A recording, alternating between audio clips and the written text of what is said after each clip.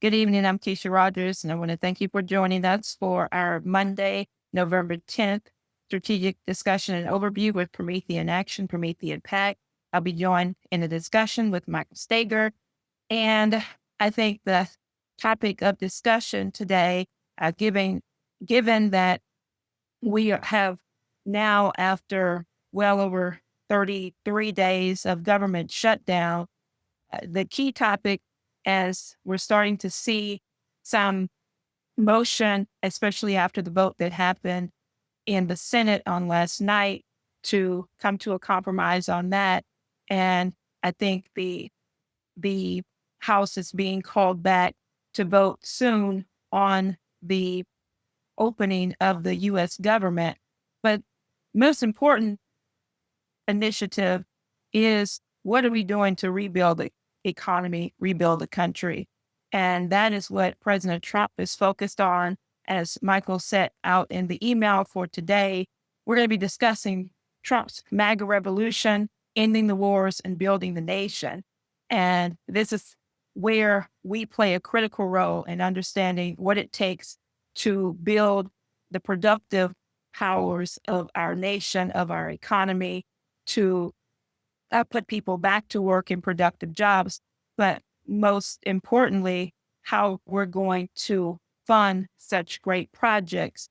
And President Trump, as we enter into the 250th anniversary, has made it his prerogative not only to put an end to the endless wars, which he is working nonstop on doing, but to rebuild the American economy. That's what Make America Great Again means. And we need to focus more on that. And we're going to have a discussion tonight around what that looks like, what it means. And as we had the discussion on Saturday, if you missed the class with Bob Ingram, he led us in that development in terms of the historic projects of our nation around the Erie Canal and the development of building great projects. So we want to continue to do that.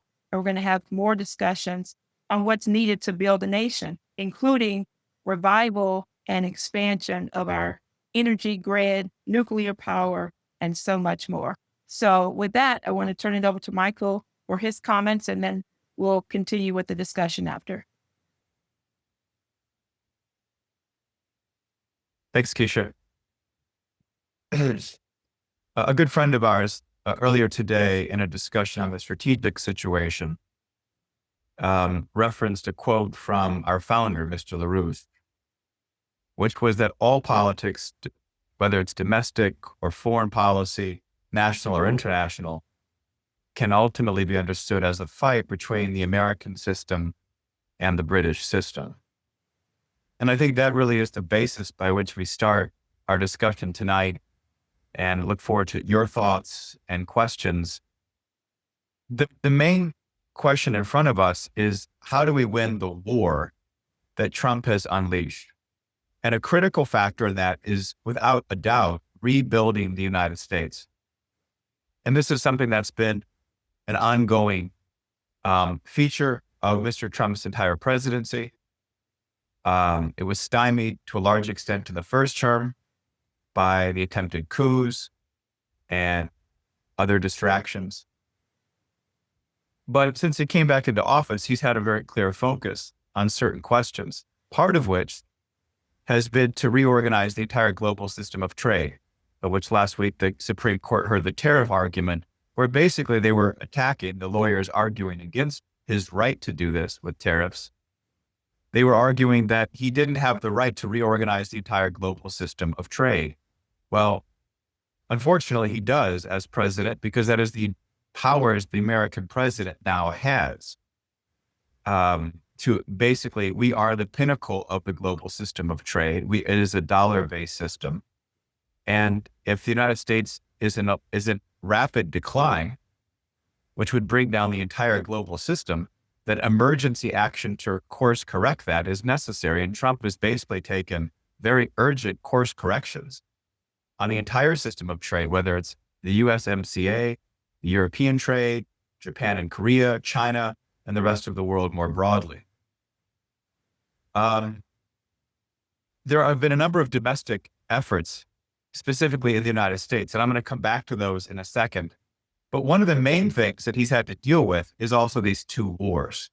And I think in some sense, the discussion we're now having, the discussion we had last week, this so-called civil war within MAGA, which is not something that's been, we've had a civil war within the Republican Party. Trump came in undeniably in 2015 and basically announced a war on the Bush League Republican Party. That the Bushes, that old country club Republican Party, out of step with its voters, out of step on foreign policy, out of step on trade, out of step on economy, out of step on culture and on immigration, that they were no longer going to operate, that Trump was going to come in and basically steal the party from them. And he did. It was, without doubt, a hostile takeover of the Republican Party. But there is a new process now unfolding. That was a civil war within the Republican Party. The dodgy dossier went through Republican senators' hands, like John McCain, Lindsey Graham, and others. Many of the people that served in his administration that were undermining him were so-called Republicans. And we still see this today inside Congress. And that's another point I'm going to come back to, which is the fact that we've got domestic economic questions and cultural questions that are urgent. And we have a Congress that doesn't quite yet still understand the nature of the war we're facing. But despite the civil war in the Republican Party, Trump's perseverance has largely resolved that. He's basically pulled, and so now the attack is the Republican Party is too dominated by President Trump. It's too controlled by Trump. It's too authoritarian. There's not enough disagreement. So Trump is by far the personality and force of action in the party. But there is also, I think, to all of us, a sense of, Susan Kokinda, our colleague, called it the trinos, Trump, Republicans in name only. But you have a faction within MAGA with truly like the Trump diehard, pro-Trump all the way, legitimate, have been there early on, at least earlier on. And that there's a war between that. And part of that war is explicitly focused on foreign policy. But foreign policy is not separate from economic questions for a very obvious reason. If you're locked into foreign wars, you can't focus on reducing the debt. You can't focus on rebuilding the country. You can't focus on the lack of cultural cohesion. One thing wars have done consistently, Korea, but certainly beginning with Vietnam, is to divide the United States, to divide the culture of our country with intent. That the people launching the wars, like Robert McNamara, the famed Secretary of Defense during Vietnam, then went and ran the Ford Foundation that was funding the anti-war protests, much like Soros and Buffett and Gates and these guys ultimately in their foundations fund, and the Ford Foundation today, fund Black Lives Matter or, Antifa in Portland and so on. Because it's a way of dividing the country so the plutocrats ultimately can just run it. That there is no cohesion within American culture. And so this civil war within MAGA, which has kind of become Tucker Carlson, in some ways J.D. Vance, versus a faction within it which is very pro-war and very aggressive neocon foreign policy. Now, they'll say they're not, but ultimately this is still there. It's still lurking. It lurks on the Venezuela situation. I largely support and trust President Trump on Venezuela. I don't have a problem knocking out boats, speedboats traveling at 4 o'clock in the morning in the open ocean with 4 engines or submarines. I think that probably isn't, you're just a random tourist, or fishing boat. And that there has been a need to make this question of a war on drugs and the narcotics trade real. But there can be no doubt that there are still snakes inside the intelligence community, inside the United States, that are looking to foment an increased escalation. And if we can't go abroad outside the Western Hemisphere in search of monsters to destroy, if we're not going to fight radical Islam, instead we're going to encourage the Arab and Muslim nations to participate in nation building, well, then let's go after, Russia and China influence the Western Hemisphere. Let's go after socialist Nicolas Maduro, and let's have some type of conflict there. And you can argue, certainly they could make salient arguments of why that's moral or ethical or important to do for the hemisphere. The question, though, is any of that more important than the respect of national sovereignty? Because that's the question. Are we a system of nation states, or are we a globalist structure? Are we Tony Blair's end of the nation state system? Are we implicitly, we're nationalists that are for globalists or globalism, global tyranny, global control, or we do believe in sovereignty of nations? And I think Trump clearly falls in the second. He believes in the system of nation states. He is a nationalist in the best form of the conception. But there are people that want to drag us into a conflict for the very reason that it'll continue to separate and fuel division in the country. It should stand out to all of us that the war in Ukraine and the war in Gaza started under Joe Biden. Even when for Joe Biden's purposes, it didn't help him win re-election.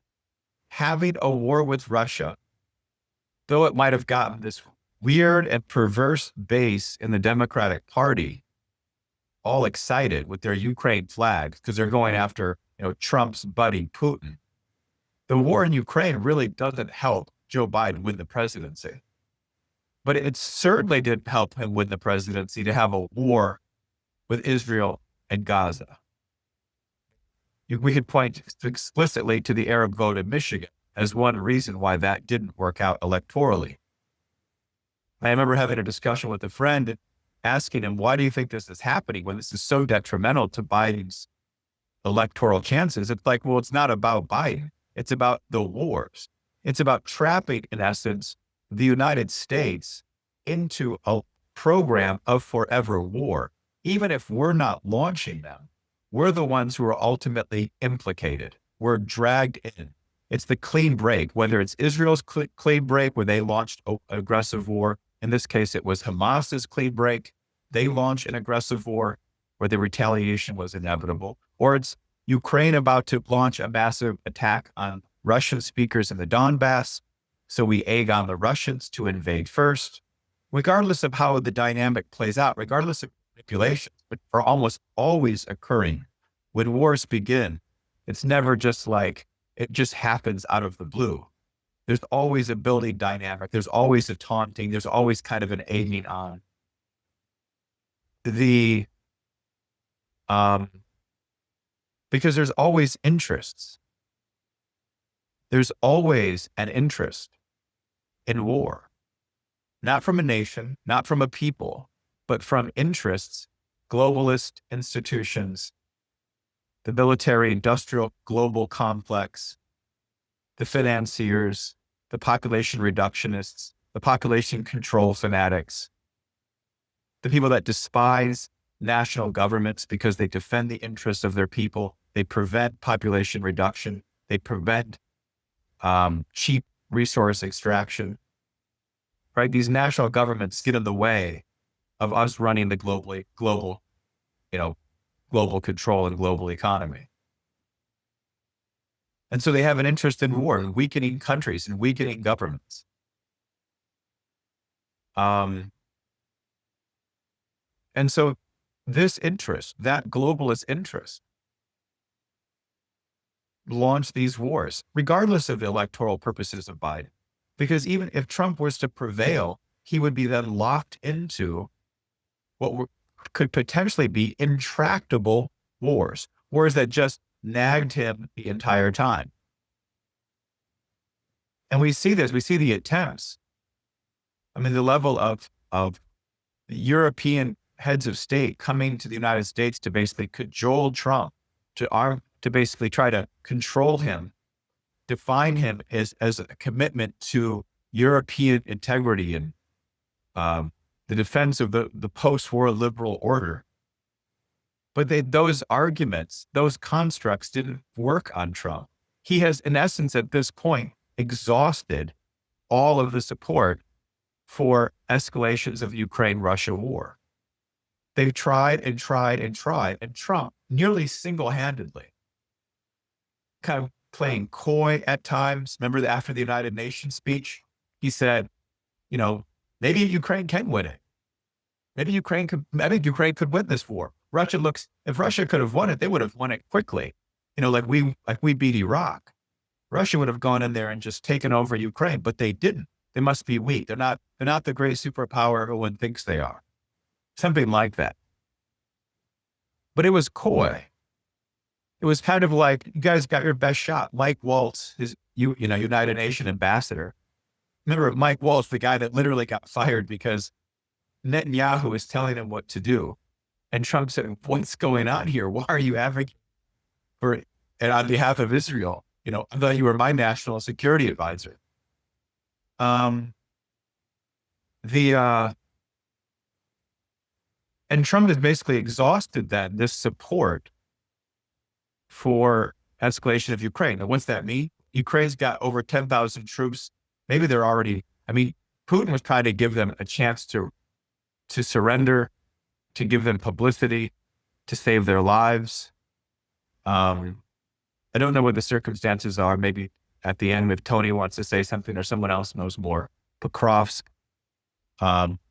Kupiansk, these village areas where they've got over 10,000 troops surrounded.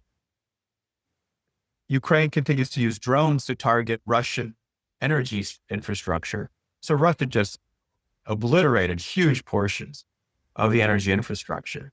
And some people say, well, the winter's coming, the war stops. Unfortunately, the war doesn't stop in the winter at all. It stops in the muddy season, but not in the winter. And Trump's whole point is that Ukraine should end this war. Should just stop. You should have stopped it in Istanbul, within months of it starting. It should have never started. But Trump has basically left that to be something that, if you guys want to keep fighting, but you don't have any options. I have one commitment, that's to end the war. And I really don't have much interest in territorial gains of Russia at this point. I'm interested in stopping the killing and ending the war. And that's been remarkable. Trump's fortitude in fighting that, no other person in American politics could have done what he did. And that's part of the point. That's partly why the civil war in MAGA is happening, because Trump is somewhat just a giant on the stage of history with these conflicts. He's been through so much, and his fortitude and strength and commitment to certain questions has grown even stronger, that he's been able to he just outweighs everybody else. He's just 200 pounds heavier than any other contender. And the same is true with what he did in Gaza, because he locked out Netanyahu. When Netanyahu tried to take a cheap shot, he tried to blow up the negotiations in Doha, Qatar. And at that point, Trump had him locked down and said, okay, now it's over. And I'm going to force you to apologize by phone. And Qatar had somebody in the Oval Office when Netanyahu made that call to make it very clear that this was happening, that Netanyahu, there wasn't some kind of secret handshake. Hey, Bibi, just say this and then we'll laugh about it, or whatever the concerns might have been. It was this was a genuine call backed up by the president. And then ultimately Trump wanted a peace deal, because you're never going to destroy Hamas, and you've already destroyed practically all of Gaza. We've seen the pictures. So Trump ended these wars. And once he's ended the Gaza war, he'll end the Ukraine war. He's ended a number of other conflicts that were slow boils. But there's an interest now to say, okay, now that this horrific war in Gaza is over, it's horrific from beginning to end, which is October 7th, almost any nation would have responded in ways that were brutal and horrific, because imagine if narco-terrorists killed 1,000 Americans in Texas and took 150 captive. It would just be out of control.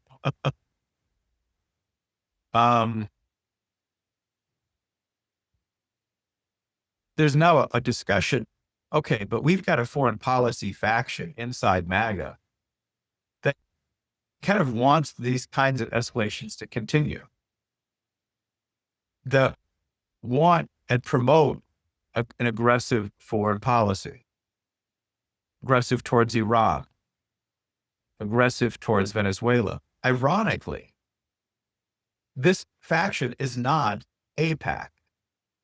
It's not Israel tied, at least not if Israel and AIPAC are a coordinated operation, which to a large extent they are.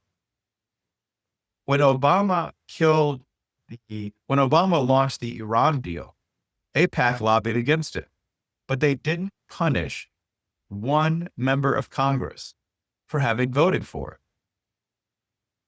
A little strange. Trump comes in and kills the Iran deal that Obama brokered. And then he's trying to talk with Russia under basically a threat of a coup, and AIPAC supports sanctions on Russia. So here's the strongest supporter of AIPAC policy on the Iran situation comes in, ends the policy Iran wanted ended, what they consider the greatest nemesis to Israel. Russia is actually a friend of Israel's. And AIPAC wants to sanction Russia and undermine President Trump in one of his most important foreign policy orientations. Not in Israel's interest, but to the detriment of Trump, to the United States, and towards essentially peace in general. And what I give that instance, that anecdote, because what you have is a faction in MAGA that is a faction of that globalist war regime agenda, perpetual war agenda. And that this is what Trump has been battling with, that some of them basically like leftovers. It's like Operation Gladio from NATO after World War II. The point is that you have people inside MAGA who wanted to operate and continue to control foreign policy with the intention of, yes, Trump might be a 100-pound gorilla. He might outweigh everybody else, that we can't ever really budge Trump. Trump can basically make dictations that we have to follow, but nobody coming after Trump will have a chance to determine that.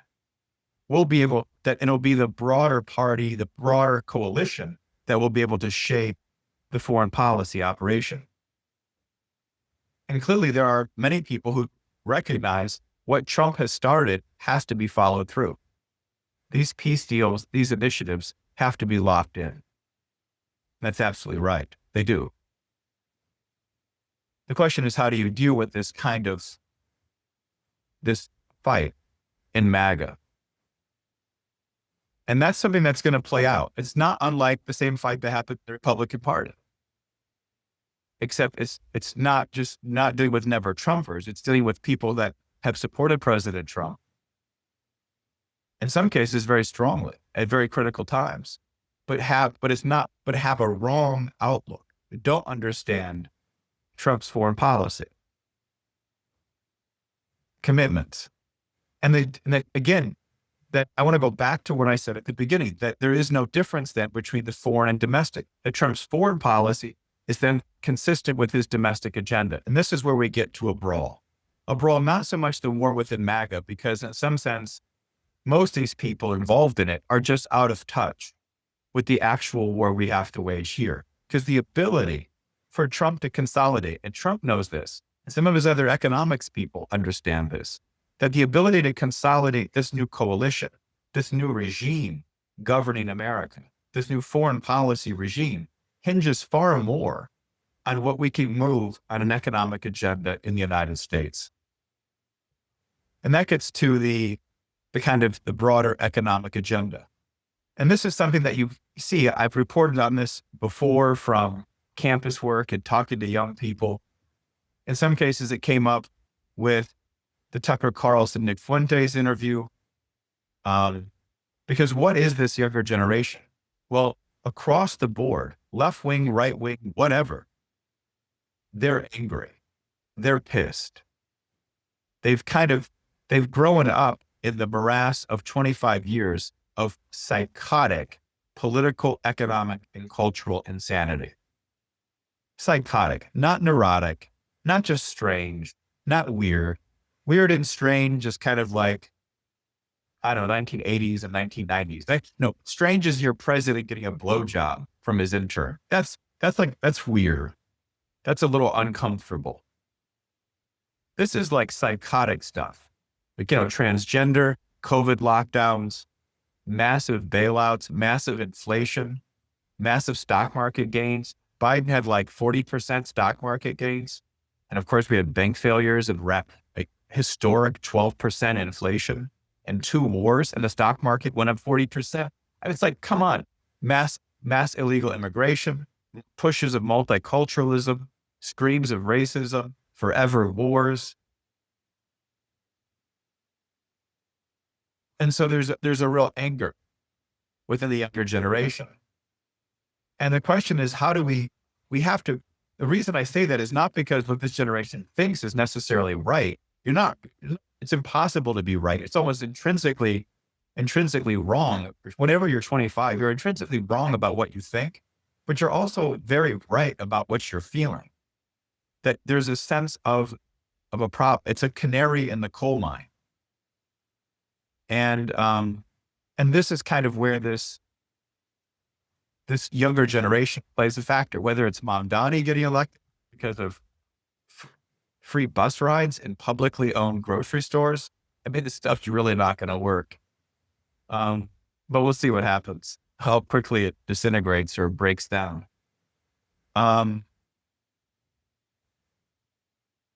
Trump is attempting to unleash, we cited this and linked it in the email.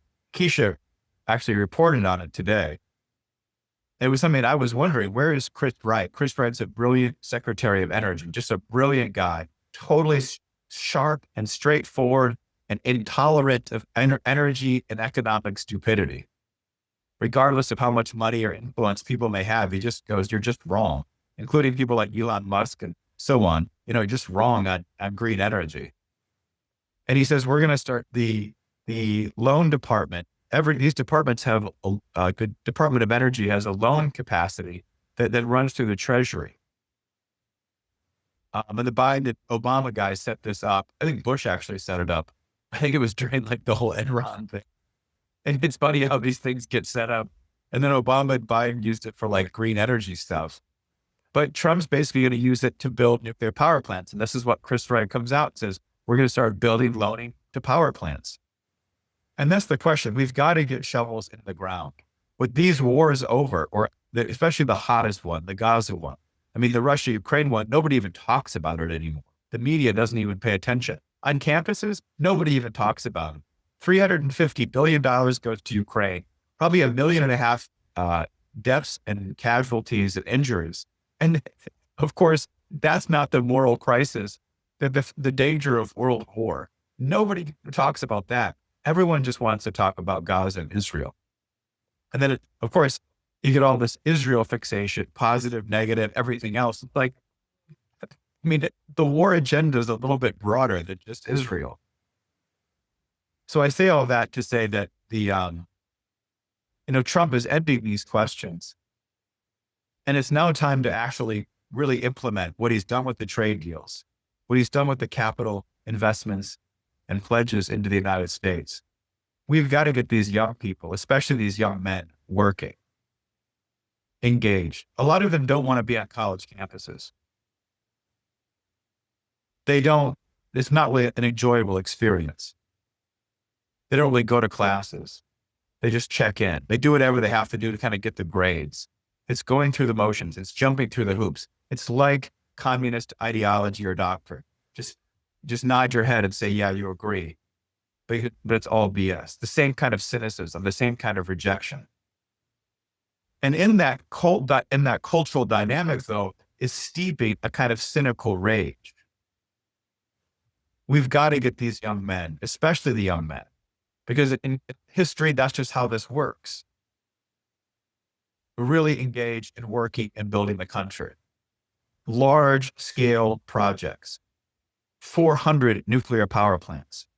There's already something like 15 that can be built right now. They're construction ready. They should be built. They should be right now. They should be started before 2025 is over. It's certainly in the early first quarter or first half of 2026. We've got to get this thing moving. You've got to give people a sense we are marching aggressively to address these problems, because the dynamic is to fall into ideological, even distinctions. You've got people, I don't want to give a lot of examples, but I could if people are curious, but you've got people basically kind of saying, you've got some people say some people are proposing, let me put it this way. Some people are proposing that we should be Christian nationalists. This is where one proposal coming out of like a bunch of young, more conservative types, just like some people are calling us to be communist or socialist. The problem is, what do they even mean by Christian? You could have a completely different view of Christianity, from Catholic, Orthodox, to Protestant, to evangelical. I mean, these things, wars have been fought, especially in Europe, over Catholics and Protestants basically believing that each one is practicing a total heresy and a violation of the true nature of God. This is the kind of identitarian politics that emerges in a dark age where there is not real growth, real mission. And the time has come where either we move on this aggressively, or you're going to run into much bigger political and cultural problems. You have a generation that has been practically raised in a dark age, and they know it, and they're pissed because they're the first generation to have lived their entire life in the dark age. That's how they see it. And so the idea is, well, it's good, it's moving, Trump's taking positive steps. He is. Trump's just a giant. And he's moving incredibly aggressively on a number of fronts. And you always have people rightly saying about any government, it's not moving fast enough. But it's a question at this point about what Congress and the Republicans in Congress are doing to rally this process. How many bills have been submitted on tariffs? How much holdup is there because of the filibuster? Of course, you're not going to get McConnell and Collins and Murkowski probably to even vote on it. But could you bring some Democrats over? 8 Democrats just came over to support, is it 8? Yeah, 8 Democrats came over to support ending the lockdown. Would any of these people vote on tariffs? Have there been even discussions and outreach to Fetterman, to others? What about tariffs? Where do you stand on a specific tariff bill? You get a sense that there isn't that level of organization and outreach and engagement from these members of Congress. There's not that sense that we are in a war to save our country because we are on the precipice. And that's not a strange concept. Many of us would have recognized Hillary Clinton would have won. This country was in a bad state. The Arctic frost case, 347 Republicans, many of the campaign organizations, 8 senators, a number of Republican staff, and different Republican type organizations, related organizations, were targeted by Jack Smith as part of a purge that if Donald Trump had been killed or convicted and lost the presidency and put in jail for the rest of his life, then they would have knocked out the entire Republican Party apparatus. Far worse than Lois Lerner's IRS scandal. Arctic frost is like on the level of Stalinistic purge. It's the biggest political scandal in American history. The level of precipice we were on in 2024 is inconceivable. And so we have to have a sense of the kind of warfare that we're in. And that if we don't get out there and fight and engage these members of Congress and engage the political discussion and wake them up to this situation, again, Charlie Kirk, last message to Tucker is, these guys are deaf in Washington. I'm trying to tell them this. They don't hear it. And if they don't get it, if they don't move aggressively on this, then Mamdani is just the beginning. That's not empty words. That wasn't Charlie Kirk. He wasn't really I don't think he was really a hyperbolic guy. At least he wasn't hyperbolic for effect. Just as a style, maybe for effect, but not as a style. Like how do I get clicks? I go hyperbolic. If he's hyperbolic, it's because this is real. And there's a real sense that we've got to whip this Congress, this Republican Party into shape. The losses in New Jersey, for example, the governor lost the race. Did they ever mention that Trump is pulling in billions of dollars of investment from South Korea to begin rebuilding the entire U.S. shipbuilding industry right there in the Delaware River in Philadelphia, part of the New Jersey economy? Was there any reference to that? Not once. Is there a reference that tariffs and borders raise wages for working class people? Is there any sense that Trump expanded Medicaid by 50% for rural hospitals? An increase in rural areas in Virginia, in New Jersey. Southern New Jersey is pretty rural. Are they actually discussing what Trump is attempting to accomplish? A revival of nuclear? Or do any governors pledge to bring some of the 400 nuclear power plants that Trump wants to build them all over their state? They're both coastal states. They're not in the war. And it's existential. We are not in 1985. This isn't just like a positive conservative shift. There's a fight in the Republican conservative movement. These institutions like Heritage, which has been in a crisis for like a week and a half now, are in a crisis not because of Tucker Carlson or anyone else.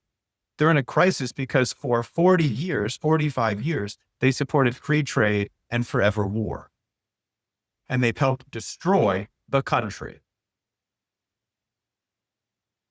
And now their institution could be breaking up or splitting apart, just like every other institution. We have to mobilize, especially the young men, to begin rebuilding the country, not make work, not just building some stone walls because, we have enough government assistance programs. Nobody's starving in this country. We got 40 million people on SNAP. But we need to actually start the credit facilities and the building of projects that employ the American people. This is of necessity. This is Trump's revolution. It is a cultural revolution. And if we do that, the young men already came out and voted for Trump. Young people are already tending more conservative. The Democratic Party is bankrupt and dying. The best solution it has is publicly run grocery stores and we'll give you free childcare. And good luck for that. Good free childcare. It's like setting up 4 new public grades. It's like saying we're going to expand public education for 4 more years. And you're going to hire more with a smaller class size, because how many 2-year-olds can you have in a class? And the cost of that is just prohibitive. It's just insane. Not one word of bringing manufacturing industry or jobs back to New York. Mamdani's not even talking about jobs. He's talking about giving people free stuff. Half the jobs that these kids work from Brooklyn and so on are make work jobs. Like when Elon Musk bought Twitter and fired 80% of the staff, 80% of the jobs, 4 out of every 5 jobs at Twitter were make work, basically subsidized by corporations that were largely bailed out by the government. So this is real. It's a real time to make a shift. Trump is going to lock down that Russia-Ukraine war sometime soon. We've got to mobilize this Republican Congress. We've got to knock some heads and get people in the sense that this is real. It's real on healthcare. This is why what Trump did on the meatpacking was such a big deal. What he's trying to do on healthcare is a big deal. I don't think the Republicans have a clue what they're doing on healthcare. I mean, Ron DeSantis has apparently got public pricing so that hospitals actually publicly advertise what they pay for. Let's start to pull some things together. Let's get some things moving. But Trump went after the meatpacking cartel. Huge. Huge. Why? Because one, you've got like 4 meatpackers, Smithfield, Tyson's, JBS, and then National. And JBS and National are practically both Brazilian. The Smithfield is basically Chinese. And they're just a cartel. They price out small farmers and ranchers, or up the price so that they make less money. We've cartelized everything. That's what private equity does. Private equity cartelizes everything. And if you look at the boards, I haven't done it. Maybe it's not true with meatpacking, but if you look at the boards of a cartelized industry, you'll find that like Vanguard or State Street, or the whole private equity, Apollo, BlackRock, Blackstone, you name it, they're sitting on the board. They're like 40% stockholders of all 4 companies. Home builders, same problem. And so they're not even essentially separate companies. They're basically ownership is the same kind of private equity firms. And then these private equity firms contract out with other companies to run their board of directors. So you have 1 or 2 or 3 companies, ISS, Glass-Smith, of course, somehow contracted to be the board of directors by private equity firms. And they're running all 4 of the same industry's companies, boards, with the same ideological doctrine, whether it's DEI or stock buybacks, massive profits, or, massive profits by selling off, putting the companies in huge amounts of debt, which is basically the private equity scheme. Massive debt for the company and massive profits for me.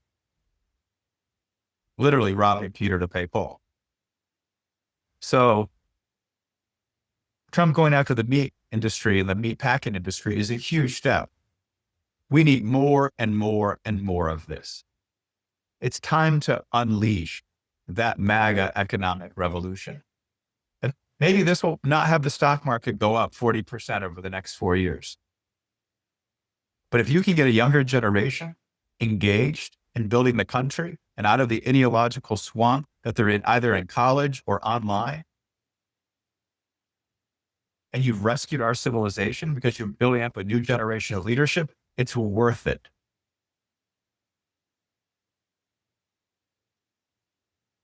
And I think that's what we've got to really focus on right now. Are we building up the kind of leadership, the kind of talents and capabilities as we would in war? Are we building an army of young men and young women and young people generally who are prepared to build and lead the country? And that's the paramount challenge of any civilization. The paramount question is, can you instill a sense of hope and faith and courage and love in the coming generations? And as a nation state, not as a religion, not as the church or something, but as a nation state, can you give them the skills to operate and run a modern scientific and industrial state?